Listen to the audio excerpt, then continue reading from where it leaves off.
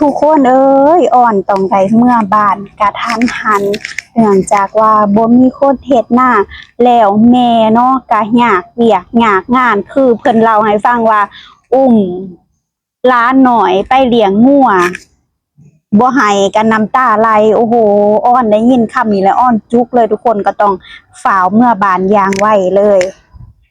สบายดีสวัสดีค่ะPPSC ทุกท่านมื้อนี้มาพบมาพอกับอ้อนเช่นเก่าเช่นเคยเลยค่ะทุกคนค่ะมื้อนี้ก็เป็นวันที่เป็นงานแค่ครึ่งมื้อเนาะเพราะว่าแต่ว่ากับนายจ้างว่า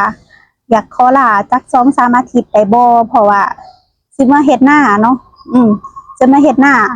สิมาเฮ็ดหน้านำแม่นะเพราะว่าแม่เริ่มบ่ไหวแล้วทุกคนเอ้ยบ่ฮู้ว่าคนอื่นน่ะพอคือกันกับอ้อนบ่อ้อนน่ะพอแบบว่าเอิ้นว่าพอแบบจุกอกเลยทุกคนแบบอ้อนน่ะฝากลู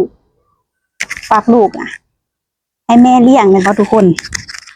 ฝากลูกให้แม่เลี้ยงแล้วอีหยังแล้วแม่ก็ต้องมาอยากนำลูกเฮาเฮ็ดไร่เฮ็ดนาก็บ่ได้เฮ็ด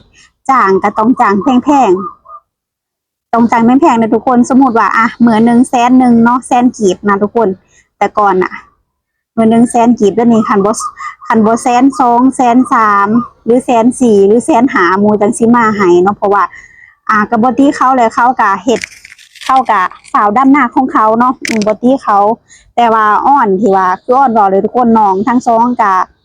บ่อยากเว้าหลายเนาะแบบเด็กน้อยก็บ่คือเด็กน้อยดอกก็ใหญ่เลยแหละแต่ว่าใช้ชีวิตแบบว่าเว้าหยังบ่ได้เนาะตัวไปเรื่อยๆหั่นนะบางมื้อก็ออกหน้าแน่บางมื้อก็บ่ออกแน่เฮ็ดให้พ่อกับแม่หันลำบากเนาะบ่จักสิเลี้ยงหลานบ่จักสิเลี้ยงงัวบ่จักสิไถนาบ่จักสิลกกะบ่จักสิดำนาโอ้โหสารพัดเลยทุกคนแต่ก่อนเพื่อนอ้อนจะมีแบบควายเนาะทุกคนมีควายอยู่แต่ตอนนี้เพิ่นขายปะแล้วแต่ตอนเนี้ยเพิ่นขายควายปะแล้วเพิ่นบอกว่าบ่ไหวเนาะตั้งแต่มีลูกอ่อนนะตั้งแต่เลี้ยงร้านบอกง่ายก็คือตั้งแต่เลี้ยงร้านเลยทุกคนก็บ่ไหวเนาะแต่อ่อนรู้สึกผิดเด้ทุกคนเอ้ยเฮาแบบฝากลูกไว้แม่เลี้ยงเนาะเฮ็ดให้แม่มีภาระเพิ่มก็เลยแบบว่าสิกลับที่แรกก็ว่าสิกลับผู้เดียวเนาะแต่พอนะเพิ่นก็เฒ่าแล้วทุกคนพอเพิ่นก็เฒ่าแล้วไถไร่ไถนาก็แบบจะบ่ไหวเนาะก็เลยบอกว่าจะพากันกลับ2คนดีกว่ามันจังได้เวียกก็คือถ้าน้องบ่มาไถนานะถ้าน้อง2คนบ่มาไถนาเพราะว่าพ่อน่ะเพิ่นเฒ่าเพิ่นจับรถไถมันหนักก็เลยคิดว่าคันพ่อบ่มาไถนาบัดตัวเองสิเมื่ออ้อนสิเมื่อเบิ่งลูกอ่อนแม่สิลงดำนาก็คือสลับกันลงหั้นนะทุกคนสลับกันลงช่วงเช้ากับแม่ช่วงแลงก็อ่อนอีหยังประมาณสลับกันเบิ่งลูกนำก็คือบ่ได้ก็เลยคิดไปคิดมาเอาแฟนเมื่อนำดีกว่าเนาะสิได้ไถให้ไถนานะแต่กันน้องๆทั้ง2คนเพิ่นก็บ่ได้อยากนอนหน้าเนาะคันนอนหน้าคือเฮ็ดไว้อยู่แล้วการที่ว่าเฮ็ดหน้านะคือต้องเฮ็ดแต่เช้าได้ทุกคนคันว่ามันแดดเนาะมันแดดมันร้อนแล้วเฮาก็ขึ้นแม่นบ่ทุกคนเฮาก็ขึ้นพักผ่อนเนาะแล้วก็ช่วงบ่ายๆแดดอ่อนๆก็ลงเนาะแบบนั้นถ้ามันสิได้กว่าเพราะว่ามันสิบ่ยาวแดดเนาะสำหรับอ่อนเฮ็ดหน้าส่วนมากก็มีแต่ลงแต่ดึกๆพากันลงแต่ดึกๆประมาณแดดแก่ๆแล้วก็พากันขึ้นหั่นนะขึ้นพักผ่อนอันนี้น้องเผื่อสิมาแต่เว้นเพลบางมื้อก็มาบางมื้อก็มาก็เลยตัดสินใจ2คนกับแฟนว่า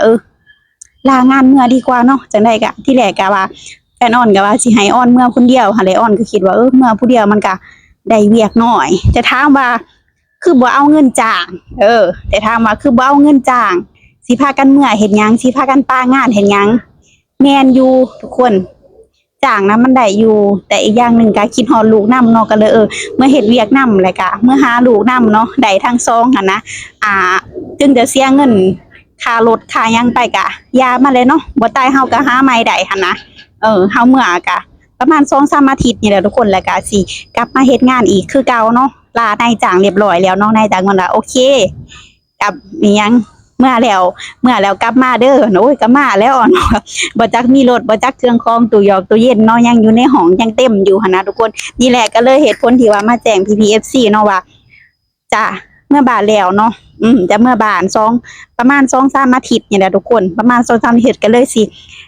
ก็อย่าลืมติดตามออนเด้อออนก็จะถ่ายคลิปกับลูกลงน้ำเนาะทุกคนเอ้ย จะถ่ายคลิปกับลูกลงน้ำเนาะลูกก็ตอนนี้กำลังส้นแห้งดื้อแห้งแต่ก็เลี้ยงแบบคือคนสมัยก่อนนั่นแหละให้อยู่ตามดินตามหยังให้ข้านให้เล่นกันโอ้เดี๋ยวออนจะถ่ายให้เบิ่งเด้อจ้ะ PPFC ถ้าผู้ใดคิดฮอดเนาะถ้าผู้ใดคิดฮอดออนก็สิถ่ายมาให้ PPFC ได้รับชมนำกันเด้อค่ะทุกคนค่ะเนาะหั่นแหละเหตุผลที่ว่าคือบ่จ้างเอาคือพากันเมื่อเองเนาะก็คิดฮอดลูกนำมาเลยเนาะอยากกอดอยากหอมมันอยากฟังเสียงมันเนาะเบิ่งในโทรศัพท์มันบ่ได้กอดมันบ่ได้หอมมันนะทุกคนจริงๆก็คุยกับลูกตลอดนั่นแหละช่วงเช้าช่วงเที่ยงช่วงแลงเนาะคุยกับลูกตลอดมื้อนึง3เวลา4เวลาบางเถื่อคิดฮอดลูกแฮงทุกคนก็เลยแบบพากันเมื่อดีกว่าสองคนส่วนแฟนก็ไถให้ไถนาเนาะไถให้ขาดหน้าดำให้ดำหน้านะเพราะว่ามันยากแห้งก็เลยพากันเมื่อดีกว่าเนาะอีต้นแม่อีต้นแม่แห้งอีต้นแม่สุดๆเลยทุกคนต้นลูกนำแล้วว่าโอ้ยแล้วว่ามีลูกก็คือบ่มีลูกนี่แล้วว่า แล้วอ้อนก็รู้สึกผิดนำมาแล้วบ่ว่าฝากลูกไว้กับเพิ่นเลี้ยงเนาะฝากให้เพิ่นเลี้ยงนำแล้วเฮาก็เป็น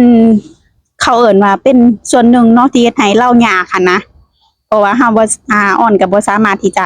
เอาลูกมาเลี้ยงอยู่ไทยได้เนาะเฮ็ดงานไปนำเลี้ยงไปนำถ้ามาได้บ่ก็ได้เนาะแต่ถ้าสิให้จากตอนนี้เพิ่นคือบ่เว้าเลยเพิ่นบอกไว้เลยว่าเพิ่นบ่ใ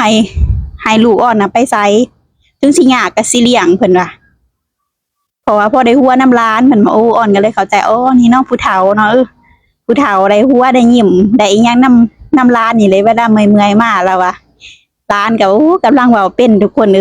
เนาะกำลังเว้าเป็นหั่นแหละทุกคนออนก็สิทยอยลงคลิปก็อย่าลืมติดตามออนเด้อค่ะ PPFC ค่ะโอเคนอกจากคลิปนี้ออนเองก็ต้องขอตัวลาไปเพียงเท่านี้เด้อค่ะ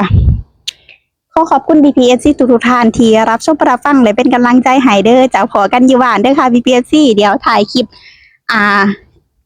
ธรรมชาติ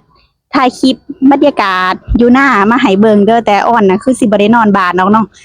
เมื่อก็คือสิลวงไปหน้าเลยเพราะว่าลูกอยู่หน้าเพราะว่าอยู่บ้านมันบ่มีหยังเนาะสิ่งสำคัญของพวกออนกับแฟนออนก็คือลูกอยู่หน้าก็คือสิลวงไปหน้าเลยให้เพิ่นมารับเนาะให้เอารถจักรมารับเอานะแล้วก็สิซื้อขนมไปฝากเอื้อยเพิ่นนั่นแหละเอื้อยเพิ่นเบิ่งซอยแม่อ้อนเนาะทุกคนหั่นแหละลูกอ้อนน่ะบอกไว้เลยว่าใหญ่นำชาวบ้านเนาะทุกคนชาวบ้านเขาเอาอารีโลเนาะเขาเบิ่งให้นะทุกคนก็เลยเมื่อบ้านก็ซื้อหันซื้อนี่ไปฝากเพิ่นแน่เนาะถึงบ่มีเงินก็ยามมาแลเล็กๆน้อยๆนะทุกคน โอเคเนาะค่ะคลิปนี้เนาะออนเองไปแล้วเด้อค่ะบ๊ายบายสวัสดีค่ะบ๊ายบาย